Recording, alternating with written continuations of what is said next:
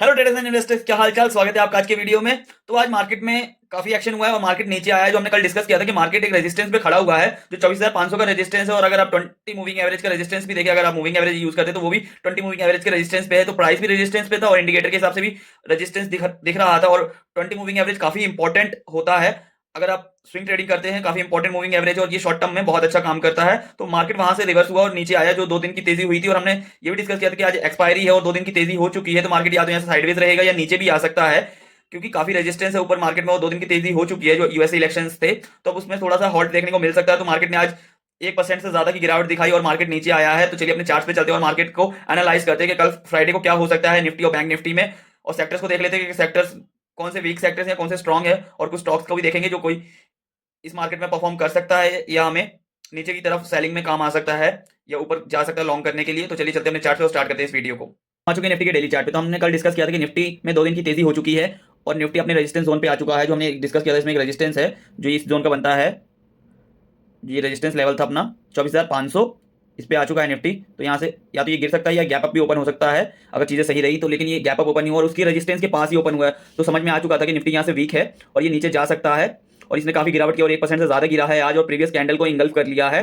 तो ये हमें अभी वीक दिख रहा है निफ्टी और ये रेजिस्टेंस पे है। जब तक ये 24,500 का रेजिस्टेंस क्रॉस नहीं करेगा, जब तक ये साइडवेज जोन में नहीं आएगा और ये डाउन ट्रेंड में ही रहेगा। अगर ये इसको क्रॉस करता है 24,500 को तो ये एक साइडवेज जोन में चला जाएगा। और इसने अभी जो ये कैंडल है इसका सपोर्ट लिया हुआ है। जो ये 24,200 का एक सपोर्ट जोन बनता है, इसमें इसका एक सपोर्ट लिया हुआ है अभी। तो कल के लिए ये भी देखना होगा कि ये कहाँ तक जा सकता है, क्योंकि नीचे में काफ़ी सपोर्ट है। अगर ये आता है नीचे तो ये अगर गैप डाउन भी खुलता है तो ये इस सपोर्ट जोन को इसको मानना चाहिए। अगर ये सपोर्ट जोन तोड़ता है तो नीचे में एक और सपोर्ट जोन है जो 24,070 का एक सपोर्ट जोन है। उसके बाद ये हमारा लास्ट सपोर्ट जोन दिखता है जो 23,900 का। अगर ये सपोर्ट जोन बचता है तो ठीक है निफ्टी के लिए, नहीं तो ये वीक हो जाएगा निफ्टी। और हमने जो डिस्कस किया हुआ पहले भी कि निफ्टी में हमें अगर ये जोन टूटता है तो हमें जब तक सपोर्ट नहीं दिखेगा, जब तक ये 23,350 के पास ना आ जाए और वहाँ पे 200 डे मूविंग एवरेज का सपोर्ट है। हमने कल मूविंग एवरेज की बात की थी तो आपको मैं 20 मूविंग एवरेज दिखाता हूँ जो सबसे ज़्यादा पावरफुल होता है मूविंग एवरेज में। जो इंडिकेटर सबसे पावरफुल है वो मूविंग एवरेज है और वो 20 मूविंग एवरेज है जो सबसे ज़्यादा पावरफुल होता है। ये शॉर्ट टर्म को बिल्कुल क्लियर कर देता है। अगर इसके ऊपर है तो मार्केट बुलिश है और इसके नीचे तो मार्केट बेयरिश है। तो इसका भी रेजिस्टेंस था, तो ये देखिए इसका भी रेजिस्टेंस था। मैंने आपको कल बताया था कि ये 24,550 पे इसका भी एक रेजिस्टेंस बन रहा है। तो ये काफी वीक हो सकता है और आज एक्सपायरी थी और 2 दिन की तेजी के बाद एक्सपायरी के दिन या तो ये साइडवेज रहेगा या नीचे भी जा सकता है। तो हमें ये नीचे देखने को मिला और हमने लास्ट जो इसका सपोर्ट जोन ड्रॉ किया था कि ये 24,200 का तक भी है जो हमारा थर्ड सपोर्ट है। तो वहीं तक ये आया है।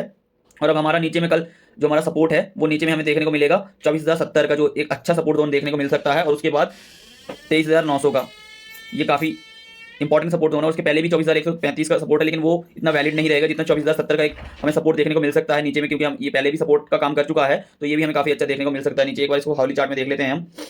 तो हाउली चार्ट में भी अगर ये देखा जाए तो ये वीक है और बड़ा रेड कैंडल देने के बाद पहले हावर में उसके बाद ये साइडवेज रहा था। एक बार मैं मूविंग एवरेज को हटा देता हूँ तो आपको ज्यादा समझ में आएगा और ड्राइंग्स को भी हटा देता हूँ। ये साइडवेज रहा था, ये साइडवेज रहा था। एक बार इसको 15 मिनट में भी देख लेते हैं। तो 15 मिनट में भी एक इसने ये एक पैटर्न बनाया है, फ्लैग एंड पैनेट पैटर्न बना रहा है। ये इसका जो सपोर्ट ये एक ही जगह पे है और इसने लोअर लोअर हाइज बना रहा है ये और सपोर्ट नीचे ले रहा है। तो ये एक भी फ्लैग पैटर्न बन सकता है और ये काफी नीचे आ सकता है। ये फ्लैग एंड पैनेट बन सकता है जैसे इसका ये पोल हो गया है और ये पैनेट बन गया और नीचे में ये यहाँ तक आ सकता है। जो डीप मैंने करेक्शन की बात की है कि ये यहाँ तक आ सकता है, जो 70 का हमारा एक जोन बनता है इस जोन तक ये आ सकता है नीचे में। अगर ये जोन टूटेगा तो काफी नीचे आ सकता है ये अभी। और हमें 120 पॉइंट की अभी भी नीचे जगह दिख रही है इसमें। और अगर ये जोन भी टूटेगा तो फिर काफी नीचे आएगा और वो ये जोन होगा ये वाला। तो कल हमें निफ्टी को बहुत ध्यान से देखना होगा, बहुत ध्यान से करना होगा, क्योंकि इसमें ऊपर में रेजिस्टेंस दिख रहे हैं और नीचे में हमें काफी सपोर्ट नीचे दिख रहा है। जो सपोर्ट है वो काफी नीचे दिख रहा है और एक मिडल में ये सपोर्ट है और वो दूसरा सपोर्ट काफी नीचे है। तो ये हमें कल देख कर रखना होगा। और इसमें आज रिलायंस भी वीक था, एचडीएफसी बैंक भी वीक था, तो वो भी चीज़ें हुई है। और डॉलर का जो प्राइस है वो बढ़ रहा है और रुपीज़ का प्राइस घट रहा है, आईएनआर कमजोर हो रहा है, इस वजह से भी हुआ है। और जब आईएनआर कमजोर होता है तो जो फॉरेन इंस्टीट्यूशनल इन्वेस्टर्स हैं वो पैसा निकालते हैं मार्केट से और दूसरी मार्केट्स में लगाते हैं। और जब आईएनआर का प्राइस घटता है तो आईटी सेक्टर थोड़ा बढ़ता है और आईटी को उससे फायदा होता है, क्योंकि उनका ज़्यादातर बिजनेस बाहर से आता है, यूएसए वगैरह से आता है आईटी सेक्टर का। तो इसलिए उनको डॉलर्स में इंक्रीमेंट मिलता है, जो डॉलर का इंक्रीमेंट है वो उनके प्रॉफिट्स में आता है। तो इसलिए उनको थोड़ा अच्छा रिस्पॉन्स मिलता है आईटी सेक्टर्स को जब डॉलर का प्राइस बढ़ता है। तो अब देख लेते हैं बैंक निफ्टी का चार्ट कि बैंक निफ्टी में कल क्या हो सकता है। तो हम आ चुके हैं बैंक निफ्टी के डेली चार्ट। तो बैंक निफ्टी के डेली चार्ट पे हमने पहले भी डिस्कस किया था, जो परसों का वीडियो था उसमें हमने डिस्कस किया था कि ये अपने रेजिस्टेंस जोन पे है ये जो एक रेजिस्टेंस है इसमें गैप का, तो ये इसके पास आ चुका है और इसमें गैप काफी बड़ा गैप है ये, क्योंकि इसमें 300 पॉइंट का ये गैप बना हुआ है और वहां से निफ्टी काफी नीचे, बैंक निफ्टी काफी नीचे गिरा था और ये बैंक निफ्टी साइडवेज जोन में चल रहा है। तो कल इसकी एक्सपायरी थी, तो कल वहां पे एक स्मॉल कैंडल बॉडी बना था और आज वहीं खुल के उसी के पास खुल के ऊपर गया था, बट वहां पे सस्टेनिंग और नीचे आया है। तो ये भी काफी इंपॉर्टेंट रेजिस्टेंस पे था, तो ये भी हमने देखा था और इसका हमने जो ये डिस्कस किया था 51,750 वहां तक ये आया था, जो हमने सपोर्ट जोन डिस्कस किया था। तो ये पहला सपोर्ट हमारे लिए कल भी यही होगा 51,750। अगर इसके नीचे ना खुले ये तो हमारा पहला सपोर्ट यही होगा, और अगर इसके नीचे और आता है तो हमारा अगला होगा इस जोन का, जो आप लगा सकते हैं 51,500, और इसमें फिर काफी नीचे सपोर्ट है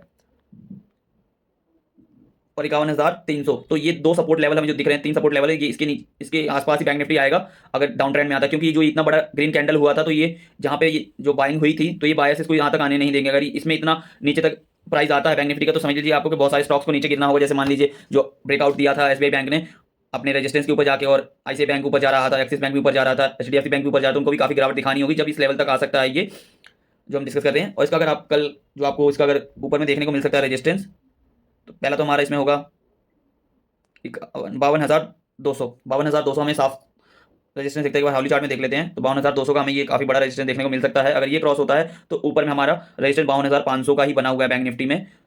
और अगर ये थोड़ा नीचे आकर डबल बॉटम यहाँ पे लग रहा है, जैसे ये डबल बॉटम करने की कोशिश कर रहा है, एक बॉटम ये और एक बॉटम नीचे आकर ये ऊपर भी जा सकता है, तो हमें ये इसका नेकलाइन का भी 52,000 का भी एक रेजिस्टेंस देखने को मिल सकता है, 52,050 का भी एक रेजिस्टेंस देखने को मिल सकता है। तो बैंक निफ्टी उस हिसाब से फिर भी ठीक है जी, जो अपना निफ्टी है उस हिसाब से फिर भी ठीक है। चलिए अब सेक्टर के चार्ट देख लेते हैं और सेक्टर्स को एनालाइज करते हैं कि बैंक निफ्टी और निफ्टी को कौन से सेक्टर्स हेल्प कर सकते हैं और कौन से स्टॉक्स हेल्प कर सकते हैं। तो चलिए चलते हैं अपने सेक्टर के चार्ट पे, सेक्टर की परफॉर्मेंस देख लेते हैं। तो पहले देखते हैं निफ्टी को। तो निफ्टी आज अपना 2.25% डाउन रहा है और 24,200 के पास बंद आया है। बैंक निफ्टी 0.5% की गिरावट के साथ बंद आया है और फार्मा 0.2% की गिरावट के साथ बंद आया है। और हमने फार्मा में डिस्कस भी किया था कि फार्मा स्ट्रॉन्ग है, बट ये जिसने एक सपोर्ट बनाया था काफी दिनों पहले, उस सपोर्ट को इसने एक बार ब्रेक किया था और उसको रिटेस्ट किया था, तो वहां से वो गिरा था और आज उसने फिर से उस सपोर्ट को रिटेस्ट किया था, जो अभी रेजिस्टेंस का काम कर रहा है, जो वहां से फिर से गिरा है। तो वो क्रॉस नहीं हो रहा फार्मा में, इसलिए फार्मा में दिक्कतें आ रही हैं। अगर फार्मा उस सपोर्ट को, जो सपोर्ट था पहले का और अभी रेजिस्टेंस का काम कर रहा है, उसको क्रॉस कर देता है तो फार्मा स्ट्रॉन्ग हो जाएगा। और आईटी की बात करें तो आईटी भी अपना साइडवेज दिख रहा है अभी। एफएमसीजी अपना नया लो बना रहा है, तो एफएमसीजी आउट है हमारी लिस्ट से। ऑटो थोड़ा अपना जो एक बॉटम बनाने के बाद ऊपर चल रहा है। स्मॉल कैप भी ठीक ठाक था, साइडवेज था स्मॉल कैप, 0.5% की गिरावट के साथ बंदा है। फाइनेंशियल सर्विसेज भी 1% की गिरावट में थे, यानी ये थोड़ा सा स्टेबल है जो भी अपना बैंकिंग और फाइनेंशियल सर्विसेज का सेक्टर है। बट थोड़ा सा जो रेजिस्टेंस के पास है, तो अभी ये रेजिस्टेंस के पास होल्ड ले रहा है। अगर ये इसको क्रॉस करता है तो ये काफी अच्छा हो सकता है। तो अब सेंसेक्स भी 1% टूटा है आज। पीएससी सेक्टर भी 0.5% से ज्यादा टूटा है। और पीएसयू बैंक जो हम डिस्कस करेंगे, पीएसयू बैंक काफी स्ट्रॉन्ग है। और फार्मा, पीएसयू बैंक और मेटल को हमने देखा था, तो इसमें पीएसयू बैंक तो ठीक है। निफ्टी रियलिटी, तो रियलिटी सेक्टर भी अपना 1.5% टूटा है और मेटल आज 2.5% टूटा। मेटल किसी दिन ज्यादा चलता है और किसी दिन ज्यादा टूटा है। और आज इसमें हिंडाल्को जो हमने देखा था एक डबल बॉटम कर रहा था, तो वो ऊपर से नीचे बंद आया था, गैप डाउन। तो ये वीक था। और वीडीएल हमने हिंडाल को डिस्कस किया था, बट हमने जो ट्रेड लिया था वो वीडीएल का ट्रेड देख रहे थे, तो वीडीएल अपना फिर भी ठीक है उस हिसाब से। बट मेटल सेक्टर थोड़ा सा ऊपर जाने के बाद नीचे आ रहा है, तो उसमें इसलिए स्ट्रॉन्गनेस नहीं दिख रही वीडीएल में। एनर्जी सेक्टर भी 1.5% टूटा है और मीडिया साइडवेज रहा है और मिड कैप भी साइडवेज रहा है। एफआई डेटा की बात करें तो आज फिर से डीआई पॉजिटिव रहे हैं और एफआई फिर नेगेटिव रहे हैं, और प्लस उनको डॉलर जो बड़ा है और रुपया टूटा है, तो उसका भी एडवांटेज मिल गया है। और उन्होंने फिर से आज बिकवाली की है काफी बड़ी, और 4,888 करोड़ का उनका नेट आया है माइनस में। और हमारे डीआई का जो पॉजिटिव आया है वो 1,786 करोड़ है, तो वो काफी कम दिख रहा है आज, क्योंकि डीआई ने जब इस महीने और पिछले महीने सितंबर से ही रोज खरीद रहे हैं और एफआई रोज बेच रहे हैं, तो उनका कड़ा मुकाबला किया। बट अभी थोड़ा सा वीकनेस दिख रहा है, डीआई भी कितना खरीदेंगे, और जो एफआई है वो रोज पैसा निकाल रहे हैं, तो बहुत एक टफ सिचुएशन बनी हुई है इस समय। अब देख लेते कुछ स्टॉक। तो पहला स्टॉक हम देख रहे हैं जो कोरोमंडल है। इतना गिरते हुए मार्केट में ये स्टॉक ब्रेकआउट देने की कोशिश कर रहा है और अपने ऑल टाइम हाई पे जा रहा है, तो ये भी हम देख सकते हैं। उसमें वॉल्यूम भी बढ़ रहा है। एसबीआई बैंक ने एक बड़ा गैप का रेजिस्टेंस था, बैंक निफ्टी में भी एक बड़ा गैप था, लेकिन बैंक निफ्टी ने उस रेजिस्टेंस को अभी भी तोड़ा नहीं, लेकिन एसबीआई बैंक ने उस रेजिस्टेंस को तोड़ के वहां पे सपोर्ट लिया है आज, और वहां से एक शेडो बना है आज के कैंडल में, तो ये भी काफी अच्छा है कल के लिए एसबीआई बैंक। और एमएफएसएल भी एक अच्छा स्टॉक है जो इसमें एक रेजिस्टेंस का काम कर रहा था, उसको ब्रेकआउट देने के बाद अब वहीं पे आया और कैंडल एक अच्छा कैंडल बना है, स्पिनिंग टॉप कैंडल बना है और पॉजिटिव में कैंडल आया और वॉल्यूम भी बड़ा है। तो एमएफएसएल जो मैक्स फाइनेंशियल सर्विसेज है ये भी काफी अच्छा है। और चौथा स्टॉक है हमारा बायोकॉन फार्मा सेक्टर से है। आज फार्मा सेक्टर वीक था, बट इसमें एक डबल बॉटम हो रहा है और ये नेक लाइन को ब्रेक कर रहा है, एक रेजिस्टेंस को ब्रेक करने की कोशिश कर रहा है, तो ये भी काफी अच्छा है। कल ये अगर ऊपर निकलता है तो ये भी एक अच्छा ट्रेड बन सकता है। तो ये कल के लिए 4 ही ट्रेड देख रहे हैं हम, क्योंकि कल मार्केट में फ्राइडे है, तो फ्राइडे को ज्यादा पोजीशन नहीं हम देखेंगे और हम कल का वेट करेंगे मार्केट कैसा क्लोज होता है, क्योंकि जो हम अभी तक जो कैंडल बना है निफ्टी में वीकली कैंडल, वो एक स्पिनिंग टॉप कैंडल बना है। बुल्स अपनी तरफ लेके जाने की कोशिश कर रहे हैं मार्केट को, बेयर्स अपनी तरफ लेके जाने की कोशिश कर रहे हैं। इन 4 दिनों में एक स्पिनिंग टॉप कैंडल बना है, इन 4 दिनों में वीकली चार्ट्स में।